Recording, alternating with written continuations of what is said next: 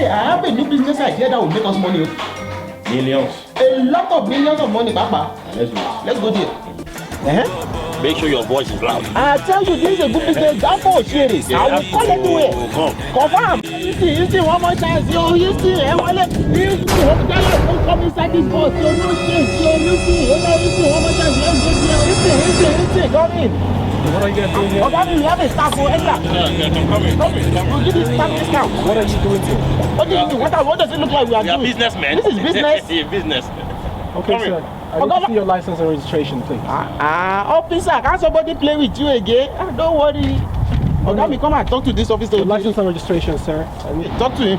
Young one, it's okay. I know how it works. I know how it works. These people. You want to? America is the same thing. Give me something. It's okay.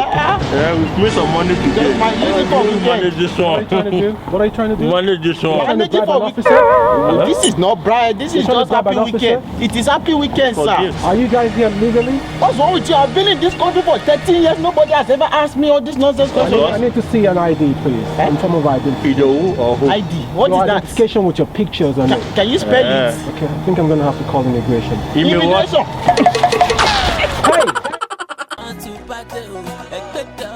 Hey!